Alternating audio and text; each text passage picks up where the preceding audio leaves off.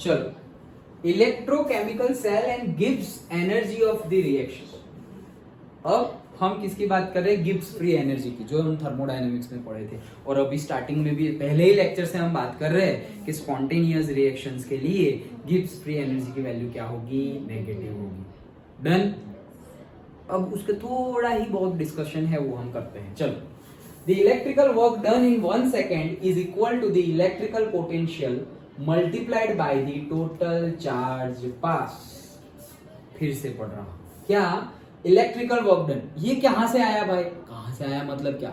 हमारा क्या था? इलेक्ट्रोकेमिस्ट्री पढ़ रहे हैं हम, इलेक्ट्रोकेमिकल सेल है। इलेक्ट्रोकेमिकल सेल है मतलब यहाँ पे ZnSO4 में CuSO4 में Zn में से Zn+2 बना, 2 इलेक्ट्रॉन आए, 2 इलेक्ट्रॉन ले लिए Cu+2 ने, और वो बन गया Cu, और यहाँ से ZnSO4 यहाँ चला गया, और ये हमारा चलने लगा इलेक्ट्रोकेमिकल सेल। इलेक्ट्रिसिटी प्रोड्यूस होने लगी। ये इलेक्ट्रिसिटी जो प्रोड्यूस होने लगी, मतलब कि केमिकल एनर्जी का कन्वर्जन किसमें हो गया? इलेक्ट्रिकल एनर्जी में हो गया। तो ये इलेक्ट्रिकल एनर्जी में हुआ मतलब क्या? कि यहाँ पे कुछ वर्क हो रहा है। बल्ब पहले नहीं जल रहा था और अभी बल्ब जल रहा है। फैन पहले नहीं चल रहा था और अब सपोज ये एनर्जी से तुम फैन भी चला रहे हो, मतलब इलेक्ट्रिकल वर्क कर रहे हो। फैन चल रहा है मतलब क्या? इलेक्ट्रिकल वर्क कर रहे हो। तो इलेक्ट्रिकल वर्क किया कैसे तुमने? मतलब ये तो तुम्हें प्रोडक्ट के तौर पे मिल गया कि हमने इलेक्ट्रिकल वर्क किया नहीं है, केमिकल रिएक्शन हुई और उससे हमें इलेक्ट्रिकल वर्क मिला। तो ये जो इलेक्ट्रिकल वर्क मिला है उसकी वैल्यू, वो मिला है वो तो पता चल गया। तो मतलब डेल्टा जी की वैल्यू, डेल्टा जी की वैल्यू, गिब्स फ्री एनर्जी की वैल्यू हमारी स्पॉन्टेनियस रिएक्शन के लिए क्या होती थी? नेगेटिव। डन। तो delta G is equals to negative value, वो तो पता चल गया। That is equals to work done, और वो भी कौन सा work done? Electrical work done. Okay, delta G is equals to, उसकी वैल्यू आई क्या? नेगेटिव। अच्छा, that is equals to work done. लेकिन ये कौन सा वर्क डन? इलेक्ट्रिकल वर्क मिल रहा है तो इलेक्ट्रिकल वर्क डन ही बोलेंगे, हमें तो इलेक्ट्रिसिटी मिल रही है ना आउटपुट में, तो वो कौन सा है? Electrical work done. अब यहां पर बोल रहे हैं कि ये इलेक्ट्रिकल वर्क डन जो हमें मिला उसकी वैल्यू किसके ऊपर डिपेंडेंट है? बोल दिया नेगेटिव, लेकिन नेगेटिव तो सिर्फ साइन है और वो तो इंडिकेट कर रहा है कि स्पॉन्टेनियस हो रहा है। अदरवाइज नेगेटिव रखने का कोई मीनिंग नहीं है। नेगेटिव साइन किसके लिए है? कि वो स्पॉन्टेनियस रिएक्शन है, ठीक है। लेकिन ये तुम्हारा वर्क डन मिला, तो कब वर्क डन ज्यादा मिलेगा और कब वर्क डन कम मिलेगा वो मुझे पता करना है। ये थियरी किसके बारे में है? समझ में आया? मुझे क्या पता करना है कि ये जो वर्क डन मिल रहा है, केमिकल एनर्जी से इलेक्ट्रिकल एनर्जी मिल रही है, ये एनर्जी कब ज्यादा मिलेगी, ये एनर्जी कब कम मिलेगी, वो मुझे पता करना है। क्यों? क्योंकि मुझे तो ज्यादा ही चाहिए ना हमेशा। अंडरस्टूड? तो ये हमारा कंसेप्ट है इलेक्ट्रोकेमिकल सेल एंड गिव्स एनर्जी ऑफ द रिएक्शन।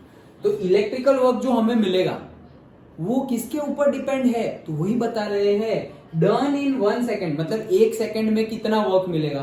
तो कितना मिलेगा? Is equal to the electrical potential मतलब हमारा E cell, okay, multiplied by the total charge pass. क्या? Multiplied by the total charge pass, total charge, okay, total charge pass, कितना charge पास हुआ है उसके ऊपर डिपेंडेंट है। डन। फिर से इलेक्ट्रोकेमिकल प्रोसेस से हमें आउटपुट में मिला, मतलब केमिकल रिएक्शन हुई और इलेक्ट्रोकेमिकल प्रोसेस मतलब क्या? केमिकल एनर्जी का इलेक्ट्रिकल एनर्जी में कन्वर्जन। तो इसमें हमें इलेक्ट्रिकल एनर्जी मिली। ये जो इलेक्ट्रिक और it is spontaneous process, therefore delta G की वैल्यू क्या होगी? नेगेटिव होगी। ओके, गिब्स फ्री एनर्जी की वैल्यू क्या होगी? नेगेटिव होगी। लेकिन ये जो इलेक्ट्रिकल वर्क हमें मिल रहा है, ये वर्क किसके ऊपर डिपेंडेंट है? तो ये वर्क डिपेंडेंट है हमारे एक तो पोटेंशियल के ऊपर कि भाई तुमने जिंक लिया है, Cu लिया है, Ni लिया है, Ag लिया है, क्या लिया है भाई? बहुत सारे एलिमेंट है। कौन सा सॉल्यूशन लिया है, कौन से इलेक्ट्रोड लिए हैं? तो ई सेल के ऊपर डिपेंडेंट है। और ई सेल के साथ साथ किसके ऊपर डिपेंडेंट है? तुम्हारा चार्ज कितना पास हो रहा है। हमने देखा ही है ना, अभी इक्वेशन में हमने देखा था क्या? n नंबर ऑफ इलेक्ट्रॉन्स की वैल्यू पे 2 इलेक्ट्रॉन पास हो तो ज्यादा इलेक्ट्रिसिटी, 2 की जगह 4 पास हो तो और ज्यादा, 6 पास हो तो और ज्यादा। जितने ज्यादा इलेक्ट्रॉन उतनी ज्यादा एनर्जी हमें मिलेगी।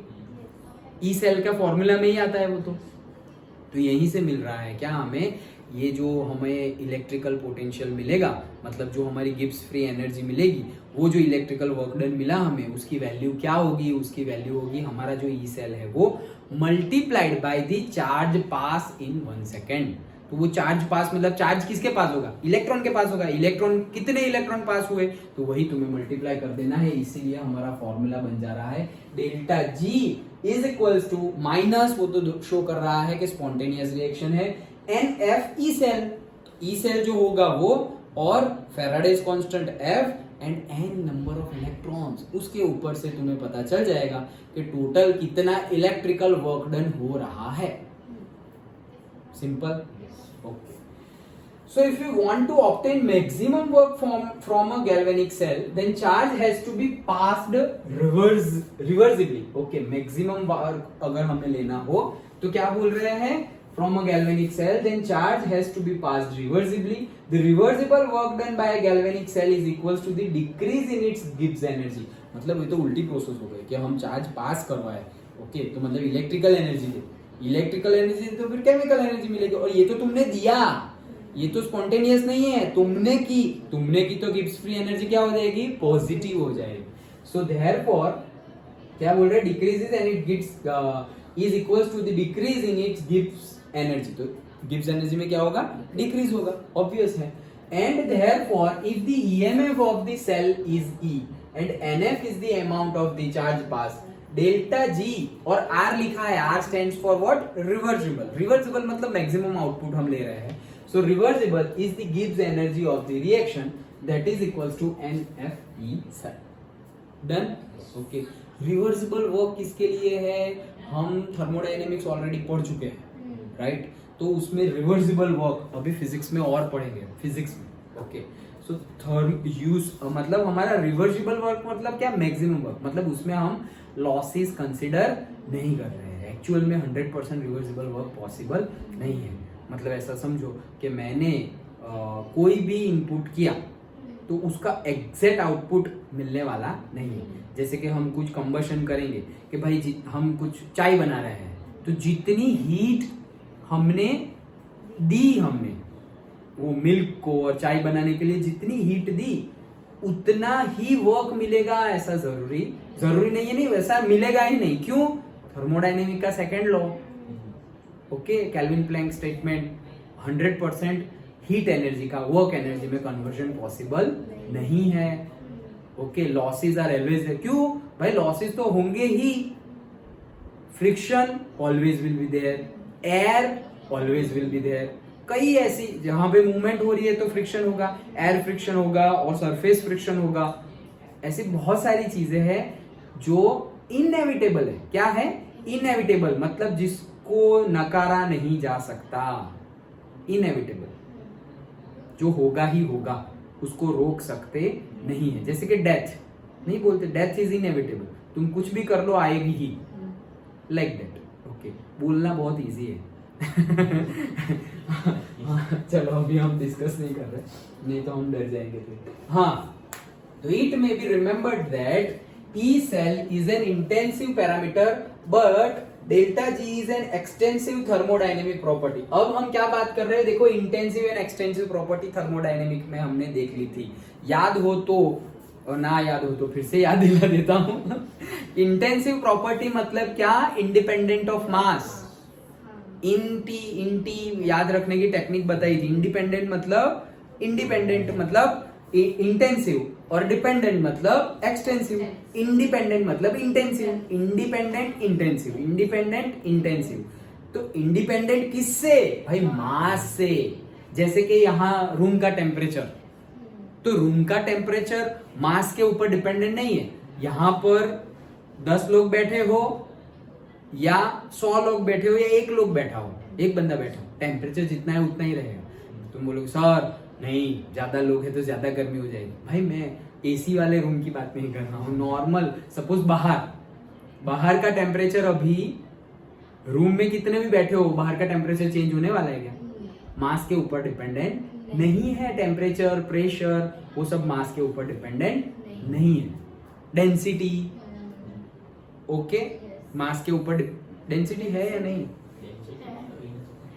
डेंसिटी मास के ऊपर डिपेंडेंट है या नहीं? Density is equals to mass by volume, तो मास के ऊपर डिपेंडेंट है या नहीं है? Density is equals to mass by volume है। डेंसिटी मास के ऊपर डिपेंडेंट नहीं है, यही है ट्रिकी क्वेश्चन। वॉल्यूम और मास दोनों पर डिपेंडेंट नहीं, डेंसिटी मास के ऊपर डिपेंडेंट नहीं है। क्यों नहीं है?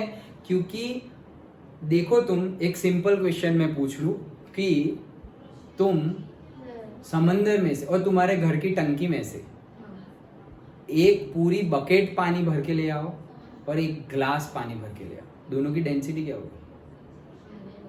क्या लगेगा? दोनों की डेंसिटी 1000 ही होगी, सेम ही होगी। वाटर की डेंसिटी 1000 तो 1000। क्यों? क्योंकि वॉल्यूम अंदर आ गया है। अंदर समझ में आ रहा है? तुमने बकेट भर दी, वो पानी की डेंसिटी, और तुमने ग्लास भर दिया, वो पानी की डेंसिटी सेम ही होगी, 1000। तुम बोलोगे कि सर यहाँ मास ज्यादा है, सर यहाँ मास कम है। अरे लेकिन वॉल्यूम भी तो ज्यादा है और यहाँ वॉल्यूम भी तो कम है। समझ में आया? तो this is the tricky question जो कॉम्पिटिटिव एग्जाम में भी पूछा जाता है कि हम वैसा सोचेंगे कि density is a extensive property. No, it is intensive property. Mass के ऊपर डिपेंडेंट नहीं है, क्योंकि मास सिर्फ मास है ना, वॉल्यूम आया तो आ जाएगा। यहाँ पे वॉल्यूम नहीं है ना। हम एक्सटेंसिव इंटेंसिव किसके बेस पे डिफाइन कर रहे हैं? सिर्फ मास के बेस पे। तो डेंसिटी की डेफिनेशन में तो वॉल्यूम भी है। समझ में आया? वो वॉल्यूम ही चेंज कर दे रहा है, क्योंकि पर यूनिट वॉल्यूम कितना मास है, that is the density. Per unit volume मतलब 1 मीटर क्यूब में कितना मास है, दैट इज डेंसिटी। अंडरस्टूड? पक्का? ओके, चलो। सो हाँ, वापस आते हैं। क्या? Extensive, intensive. इंटेंसिव मतलब independent of mass, just like temperature, pressure, density. And extensive means dependent on mass, just like say total mass, energy कितनी है and all. Okay? तो अब यहाँ पर क्या बोल रहे हैं हमें कि पर्टिकुलरली ई सेल जो हमें मिल रहा है वो इंटेंसिव प्रॉपर्टी है। इंटेंसिव है ना, वहां पे मास कहाँ आया भाई? वो तो इंडिपेंडेंट ऑफ मास है। तुम कितना भी कुछ लो, कॉन्सेंट्रेशन और वो सब डिपेंडेंट है, मास के ऊपर डिपेंडेंट नहीं, तो वो तो इंटेंसिव है। बट डेल्टा जी हमने थर्मोडायनेमिक में ही देख लिया था। क्या? डेल्टा जी कौन सी प्रॉपर्टी है? एक्सटेंसिव प्रॉपर्टी है, मास के ऊपर डिपेंडेंट है। And the value depends on an.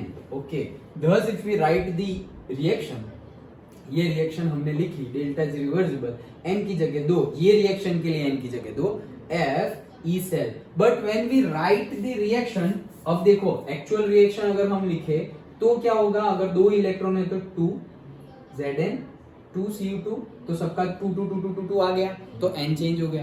तो इसलिए यहाँ पे n चेंज करके दिखाया है कि 4 electron. If the concentration of all the reacting species is unity, concentration अगर यूनिटी हो गया तो E cell is equal to E zero cell ही आ गया। फिर तो यूनिटी हो गया, then E cell is equal to E zero cell and we have delta G naught. अभी अगर तुमने क्या बोल दिया?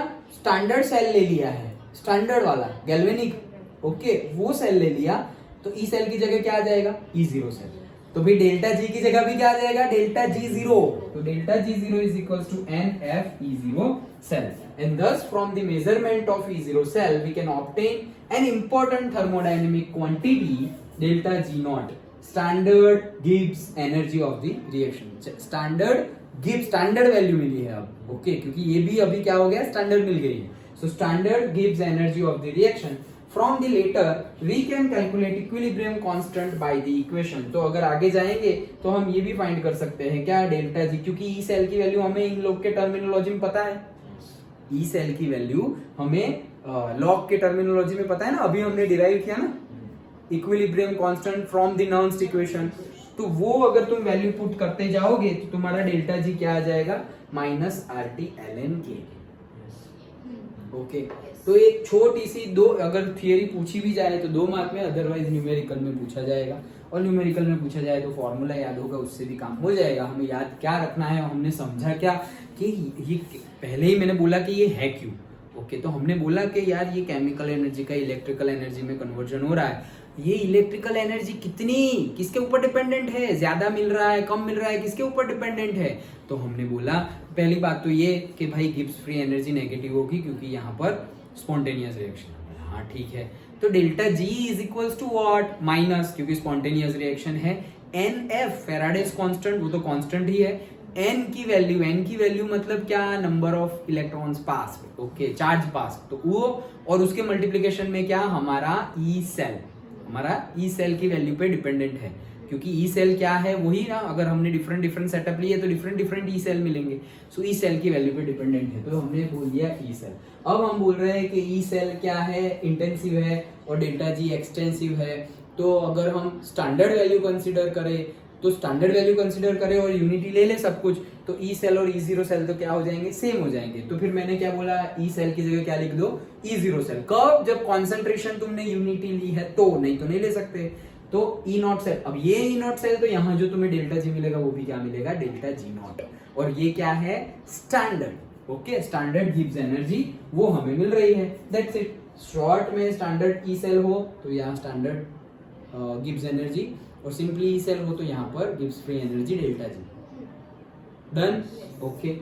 आया, क्यों समझ में आया, क्योंकि हमें डिपेंडेंस ढूंढना है कि किसके ऊपर डिपेंडेंट है, तो एन के ऊपर, एफ के ऊपर और ई सेल की वैल्यू के ऊपर, उतना ही इसका इंपॉर्टेंट था। और ये सब जो लाया है वो numerical point of view important है कि अगर तुम्हारा E cell, E nought cell कब होगा, जब 1 मोलर कॉन्सेंट्रेशन होगा तब, तो वो लिख दिया। तो फिर यहाँ पर ये क्या है, इंटेंसिव प्रॉपर्टी है ई सेल, और डेल्टा जी क्या है, एक्सटेंसिव प्रॉपर्टी है, तो उस वो भी बीच में बोला है, इंफॉर्मेशन के लिए तुम ले सकते हो। एंड देन हमारा डेल्टा जी नॉट मिलेगा। तो ये जो फॉर्मूला है वही फॉर्मूला, बट ई सेल के फॉर्म में, E cell and delta G nought के फॉर्म में, सिंपल है, ओके। उसके बेस पे, ये सबके बेस पे न्यूमेरिकल है, वो हम एक साथ ही देखेंगे, लेकिन ये सारा सेम, मतलब एक दूसरे के साथ बहुत ही ज्यादा रिलेटेड है, तो जितना हो सके हम कवर कर रहे हैं, और फिर न्यूमेरिकल तो करने ही वाले हैं।